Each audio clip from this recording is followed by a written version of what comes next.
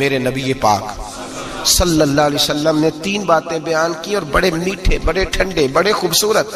اس خدا را جنہوں نے بچیوں کے رشتے کرنے، منت کر رہا ہوں انہوں نے بچوں کے رشتے کرنے، خدا را ان کی بنیاد صحیح رکھنا. ہم تو ایک سائیڈ پہ ہو جائیں گے، بڑے لوگ تو بڑی جلدی کونوں میں گھس جائیں گے. ان کو آگ میں نہ جھونکنا. خدا را بیٹے کے ساتھ ظلم نہ کرنا، بیٹی کے ساتھ زیادتی نہ کرنا. ان کو ساری زندگی آپس میں جھگڑنے کے لیے تنہا نہ چھوڑ دینا. میرے نبی کریم صلی اللہ علیہ وسلم نے فرمایا 3 چیزیں دیکھ کے لوگ شادی کرتے ہیں. حضور کیا؟ اللہ کے حبیب نے فرمایا لوگ دولت دیکھ کے شادی کرتے ہیں. اپنی بیٹے اور بیٹے کی شادی دولت دیکھ کے نہ کرنا، دولت متکبر بنا دیتی ہے. لفظ حدیث میں فرمایا نہ خالی دولت نہ دیکھنا، خالی دولت دیکھ کے شادی نہ کرنا، یہ متکبر بنا دے گی.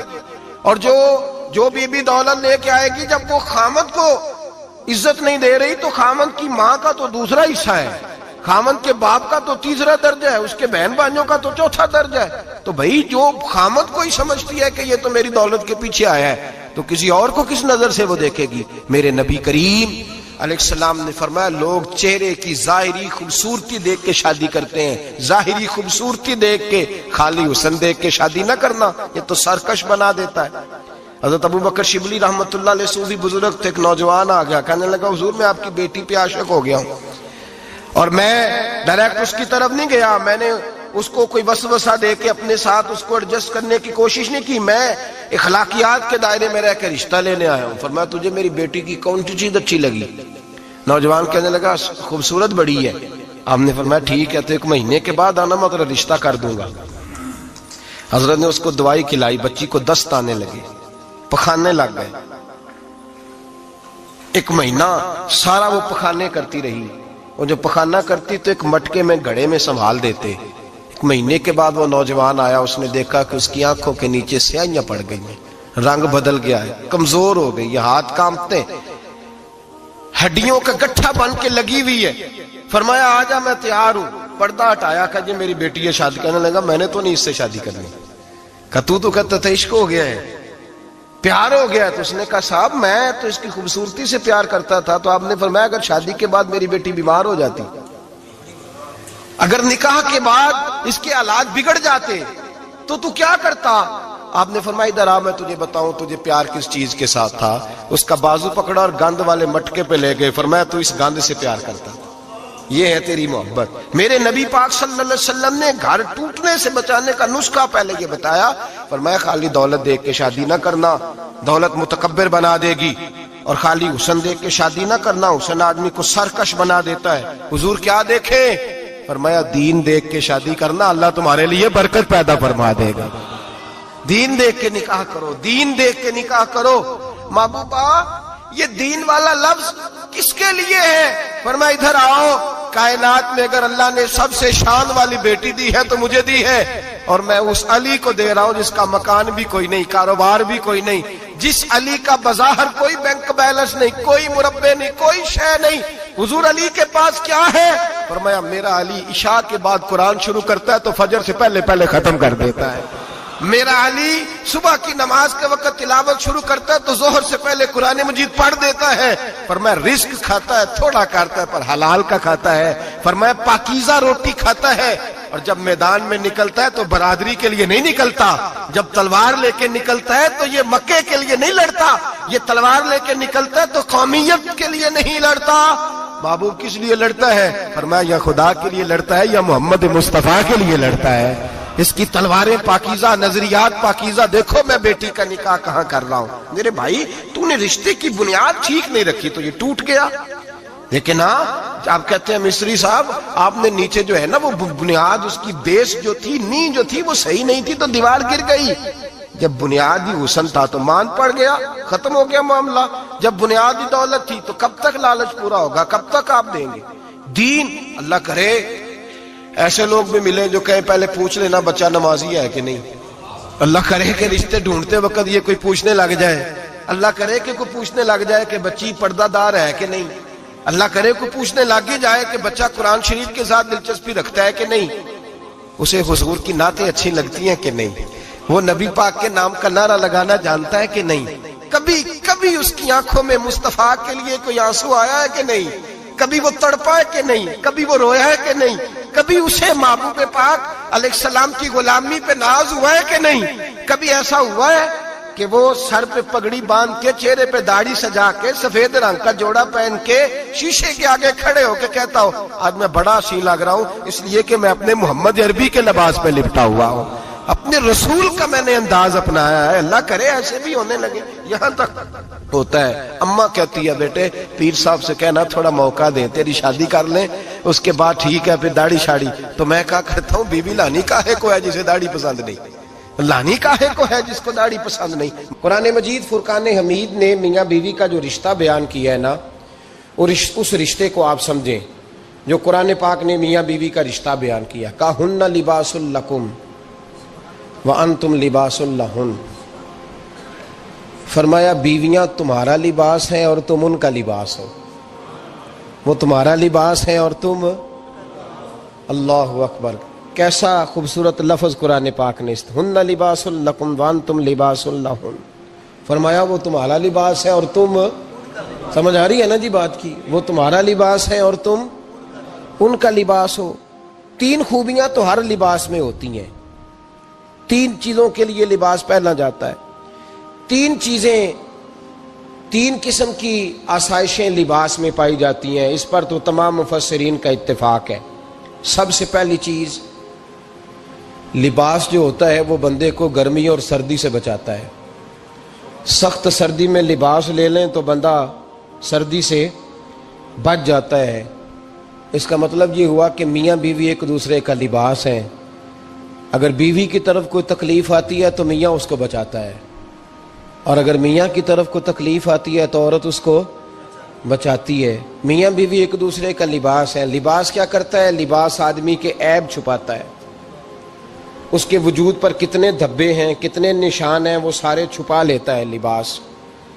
میاں بیوی ایک دوسرے کے عیب چھپانے والے ہوتے ہیں، عیب بتانے والے، رونا رونے والے نہیں ہوتے کہ بی بی جب بھی میکے گئی اس نے جا کے رونا شروع کر دیا، اتنی میں تانگو دوسرا ہے ہی کوئی نہیں۔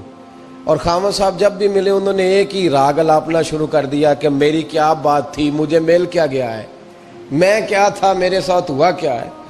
تو لباس ہیں، ایک دوسرے کا عیب چھپائیں گے، بولیے ایک دوسرے کا عیب چھپائیں گے، ایک دوسرے کی غلطیوں کی پردہ پوشی کریں گے۔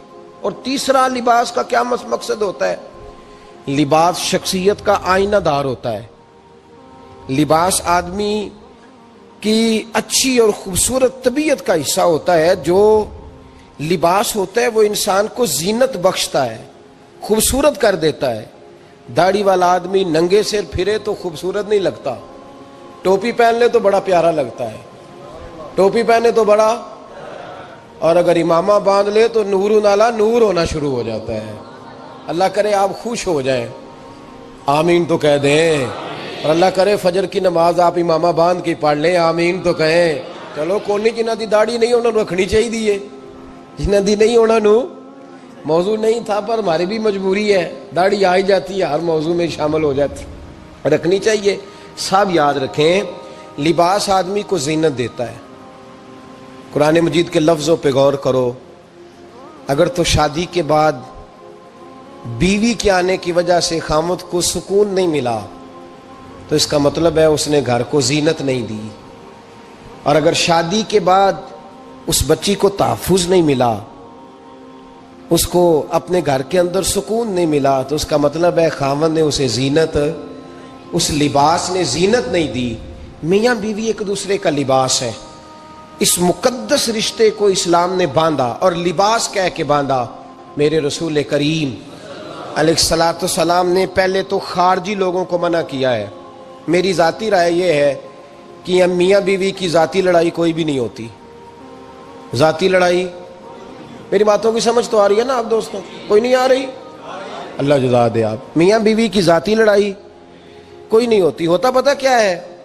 لڑکے سے پوچھیں کہ بتائیں جناب کیا حال ہے، تو کہتے ہیں بیوی میری صحیح ہے، اس کے گھر والے نہیں صحیح۔ سنا ہے آپ نے بھی کبھی یہ لفظ؟ تو اسی طریقے سے اگر لڑکی سے پوچھیں کہ تیرا کیا حال ہے، تو کہتی ہے خامن تو میرا دھیان رکھتا ہے، اس کی اماں نہیں خیال رکھنے دیتی۔ تو لڑائی جو ہوتی ہے وہ تیسرے آدمی کی وجہ سے ہوتی ہے۔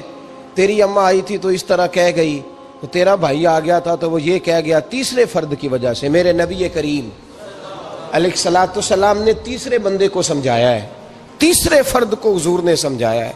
نبی پاک علیہ الصلوۃ والسلام نے فرمایا خبردار، ماں، بھائی، بیٹا، باپ سارے لحاظ کریں، بسنے دے میاں بیوی کو۔ اگر شادی کر دیا تو ان کو سکون سے رہنے دو۔ تم دو جملے کہہ کے چلے گئے، کوئی عیب نکال کے جو چھپا ہوا تھا خاوند کی نظر میں وہ نکال کے بتا دیا کہ تیری بیوی یہ کام بھی کرتی ہے، اب تم تو ہٹ گئے وہ بات کہہ کے، اب انہوں نے اکٹھے رہنا ہے، ان کی زندگی مصیبت کا شکار ہو گئی، آزمائش میں آ گئے وہ دونوں، ساری زندگی کڑتے رہے۔ ایک عیب نکال کے لڑکی کے گھر والے لڑکے کا اسے بتا کے چلے گئے تیرے خامد میں یہ عیب پایا جاتا ہے، وہ ساری زندگی کڑتے رہیں گے، تکلیف میں رہیں گے، انہوں نے تو اکٹھے رہنا ہے۔ بتانے والا چلا گیا، میرے رسول کریم صلی اللہ علیہ وسلم فرماتے ہیں لعنتی ہے وہ شخص، لعنتی ہے وہ شخص۔ یا رسول اللہ کون سا؟ فرمایا جو بیوی کو مرد کے خلاف اکساتا ہے اور مرد کو بیوی کے خلاف اکساتا ہے، وہ لعنتی ہے، ملعون ہے، رحمت الہی سے دور ہے وہ شخص۔ انہیں قریب کرنے کی کوشش کر، تو ان کے اندر محبت پیدا کرنے کی کوشش کر۔ میرے نبی کریم علیہ الصلوۃ والسلام نے جب حضرت سیدہ فاطمہ الزہرا رضی اللہ تعالی عنہا اور جناب سیدنا علی المرتضیٰ رضی اللہ تعالی عنہ کی شادی کی تو نبی پاک نے دونوں کے سر جوڑے اور دونوں کے درمیان محبت کی دعا فرمائی، دونوں کے درمیان محبت کی دعا فرمائی۔ اور نبی پاک صلی اللہ علیہ وسلم حضرت فاطمہ کے سامنے جناب علی کے فضائل بیان فرماتے، اور جناب علی آتے تو نبی پاک فرماتے فاطمہ تو میرے وجود کا حصہ ہے، وہ تو میرے جگر کا ٹکڑا ہے۔ تو ان دونوں کے درمیان الفت پیدا، یہ سب سے پہلے تو خارجی لوگ اس بات کا خیال کریں، سب سے پہلے تو خارجی لوگ خیال کریں، توجہ دیں کہ ان کو بکھرنے سے بچائیں۔ اب میاں بیوی بھی سمجھ لیں کہ ہماری ذمہ داریاں کیا ہیں۔ مسند امام احمد بن حنبل میں حضرت ابو درداء رضی اللہ تعالیٰ عنہ سے حدیث مروی ہے، نبی کریم صلی اللہ علیہ وسلم کی بارگاہ میں ایک خاتون نے آ کے عرض کیا یا رسول اللہ صلی اللہ علیہ وسلم مجھے بتلائیے خاوند کا حق کیا ہے۔ یہ جو حدیث سنانے لگا ہوں نا، یہ بیٹی کو سنانی ہے، جا کے یہ ٹیلی فون کر کے بہن کو سنانی ہے، صرف بیوی کو سنانے کی نہیں ہوتی یہ چیزیں۔ یہ حدیث بیٹی کو سمجھائیں، بہن کو سمجھائیں، ان لوگوں کو سمجھائیں تاکہ، اور یہ یاد رکھیں خاوند کے حقوق اگر بچی کے گھر والے اسے سکھائیں نا تو اس کی سمجھ میں جلدی آ جائیں گے، اور بیوی کے حقوق اگر خاوند کے گھر والے اس کو سمجھائیں تو اس کی سمجھ میں بات جلدی آئے گی، وہ خیر خواہ سمجھتے ہیں اپنے رشتہ داروں۔ یہ والی حدیثیں ان لوگوں کو سنانی چاہیے جن لوگوں کا بچہ ہے یا بچی ہے، متعلقہ آدمی حقوق بیان کرے۔ جب متبادل چیز کسی کے سامنے آتی ہے تو وہ کئی دفعہ سمجھتے ہیں کہ خلوص اس میں پورا نہیں پایا جاتا۔ حضرت ابو درداء رضی اللہ تعالیٰ عنہ فرماتے ہیں ایک خاتون حضور کی بارگاہ میں آئی، عرض کرنے لگی یا رسول اللہ صلی اللہ علیہ وسلم میں نکاح کرنا چاہتی ہوں، شادی کرنا چاہتی ہوں، مجھے بتلائیے خاوند کا حق کیا ہے، اگر تو میں ادا کر سکتی ہوں تو میں نکاح کروں ورنہ میں اس کام سے بچوں۔ میرے نبی کریم علیہ الصلوۃ والسلام نے فرمایا بی بی اگر خاوند کے ناک سے رینٹ نکلے، ریشہ نکلے، پیپ بہے اس کی ناک سے، اور بی بی اپنی زبان سے وہ صاف کر دے تو پھر بھی اس کا حق ادا نہیں ہوتا۔ حضرت ابو درداء کہتے ہیں آنکھ کھول کے اس عورت نے دیکھا تو میرے نبی پاک نے اگلے جملے ارشاد فرمائے، حضور نے فرمایا تو ان باتوں میں حیرت کر رہی ہے، میں اگر خدا کے علاوہ کسی کو سجدے کا حکم دیتا تو میں عورت کو کہتا اپنے خاوند کو سجدہ کرے، میں اس کو کہتا یہ کام کرے۔ میرے رسول کریم علیہ الصلوۃ والسلام نے حقوق کا تعین فرمایا، حقوق کا تعین فرمایا، اور نبی کریم صلی اللہ علیہ وسلم نے فرمایا جو عورت اس حال میں مر گئی، اس حال میں دنیا سے گئی کہ اس کا خاوند اس سے راضی تھا، اس کا شوہر اس سے راضی تھا، اس کا گھر والا اس سے مطمئن تھا، تو میرے نبی پاک فرماتے ہیں جب دنیا سے جائے گی تو رب کریم جنت کا دروازہ کھول کے فوراً ہی جنت میں داخل فرما دے گا، اس کو بغیر روک ٹوک جنت دے دی جائے گی۔ شرط یہ ہے کہ وہ جب دنیا سے جائے تو اس حال میں جائے کہ اس کا خاوند اس سے شکوے نہ کرتی پھرے، شکایتیں نہ کرتی پھرے، شکایتیں نہ کرے۔ ہمارے زمانے میں شکایتیں ہوتی ہیں اور خواتین عورتیں اس بات کو سمجھتی نہیں کہ اللہ نے جو میرے نصیب میں رکھا تھا اور جو خامد رب نے میرے لیے پسند کیا تھا وہ اللہ نے مجھے عطا فرما دیا ہے۔ وہ شکوے کرتی ہیں، شکایات کرتی ہیں، اور دوسری عورتوں کو سامنے رکھ کے وہ فلاں کے حصے میں یہ چیز آئی، فلاں کے حصے میں یہ چیز آئی، فلاں کا خامد یوں کرتا ہے، شکوہ کرتی ہیں۔ میرے رسول پاک علیہ السلام نے فرمایا عورتیں کثرت سے جہنم میں جائیں گی، کثرت سے۔ تو ایک صحابی رو پڑے، ایک حدیث میں لفظ یہ ہے رو پڑے، عرض کرنے لگے یا رسول اللہ وہ ہماری مائیں بھی ہیں، بیٹیاں بھی ہیں، بہنیں بھی، حضور جہنم میں جائیں گی؟ نبی پاک صلی اللہ علیہ وسلم نے فرمایا ایک تو وہ عیب جوئی کرتی ہیں، غیبتیں کرتی ہیں، دوسرا رب کا شکر ادا نہیں کرتی، اور تیسرا فرمایا اپنے خامن کا بھی شکریہ ادا نہیں کرتی، بات بات پہ ناشکری کرتی ہیں، بات بات پہ ناشکری کرتی، اس سبب سے جہنم میں جائیں گی۔ عورت کے حقوق کا تعین فرمایا، اور ساتھ ہی میرے رسول پاک علیہ السلام نے مرد کی طرف توجہ فرمائی، اور کیا خوبصورت لفظ ارشاد فرمایا تم میں ہر آدمی اپنے آپ کو اچھا سمجھتا اور اچھا کہتا ہے، ہر آدمی کہتا ہے، لیکن کوئی اگر مجھے آ کے پوچھے گا کہ محبوب آپ کی امت میں اچھا کون ہے، تو حضور فرماتے ہیں میں اسے اچھا سمجھوں گا جو اپنے گھر والوں کے حق میں اچھا ہے، جو اپنی بیوی خیرکم لأہلہ، تم میں سے بہترین وہ ہے جو اپنے گھر والوں کے لیے اچھا ہے۔ اور فرمایا جاؤ میرے گھر جا کے پوچھ لو وانا خیرکم لأہلہ، میں تم سب سے زیادہ بڑھ کر اپنے گھر والوں کے لیے اچھا ہوں۔ تم میں بہترین وہ ہے جو اپنے گھر والوں کے لیے، بال بچوں کے لیے، بیوی کے لیے اچھا ہے۔ رسول کریم علیہ السلام نے خامن کو حکم دیا اور ارشاد فرمایا کہ عورت ٹیڑھی لکڑی ہے، بیچاری کو اللہ نے عقل پوری نہیں دی۔ ایک بچہ چھوٹا ہوتا ہے، ہمیں پتہ ہوتا ہے کہ اس کا شعور پورا نہیں، اگر کوئی غلطی کرے تو کیا اسے نکال دیا جاتا ہے گھر سے؟ بولے، چھوٹا بچہ ہے، وہ کئی دفعہ بڑا نقصان کر دیتا ہے، آپ کیا کہتے ہیں؟ اسے مارتے ہیں، کلاڑی لے آتے ہیں اس کے لیے؟ اس طرح کرنا چاہیے، اس کے ابے کو بلا لینا چاہیے، بےزتی کرنی چاہیے پنچایت میں بٹھا کے کہ یہ غلطی کی ہے تیرے بچے نے۔ بھائی دادا یہ کام کرتا ہے؟ بولے نا، کیوں نہیں کرتا؟ وہ کہتا ہے ہمارا بچہ نہ سمجھ ہے، اپنا پوتا ہے، ہمارا اپنا ہے، اگر ہم اس کا باہر نکالیں گے تو بڑا کام غلط ہو جائے۔ لیکن وہی ابا جی جب بہو کوئی غلطی کر بیٹھتی ہے تو پنچایت بلاتے ہیں، لوگوں کے سامنے معاذ اللہ تعالیٰ بڑی کڑوی کسیلی باتیں کرتے ہیں، ایسی باتیں کرتے ہیں کہ جو ان کی بیٹی کے بارے میں کہی جائے تو وہ کبھی پسند نہ کریں، اتنے سخت جملے کہے جاتے ہیں، بیٹی والے کو رسوا کیا جاتا ہے۔ میرے نبی کریم علیہ السلام نے فرمایا یہ ٹیڑھی لکڑی ہے، بیچاری کو اللہ تبارک و تعالیٰ نے اپنی حکمت کے تحت عقل آدی عطا فرمائی ہے، تم اگر چاہو گے سیدھی کرنا تو یہ ٹوٹ جائے گی، سیدھی نہیں ہوگی۔ حضور کیا کریں؟ فرمایا اس کے ساتھ گزارا کرو، اللہ تمہیں اجر عطا فرمائے گا، اس کے ساتھ وقت گزارو، اللہ تمہیں اس کا، یہ ذہن بنانا چاہیے خامند کو کہ یہ، اور خامند کی ذمہ داری ہے۔ اعلیٰ حضرت رحمۃ اللہ علیہ نے فتاوی رضویہ کی 24ویں جلد میں بالتفصیل لکھا ہے، آپ فرماتے ہیں خامند کی ذمہ داری عورت کو کپڑا فراہم کرنا، روٹی فراہم کرنا، رہنے کے لیے گھر دینا، نان نفقے کا خیال کرنا، اور آپ فرماتے ہیں اگر وہ مطالبہ کرے تو ہفتے میں ایک دن اس کے ماں باپ سے ملانے بھی لے جا سکتا ہے۔ ہفتے میں جی کوئی نہیں بول دے تسی، ہفتے نہیں، یہ نہیں صحیح لفظ، ہر ہفتے اے سوکھ ہے، کدوں ملان کھڑنا ہے؟ پاویں نہ بولو، گل جڑی سچی ہو تے سچی ہے، ملان کدوں لے جانا ہے؟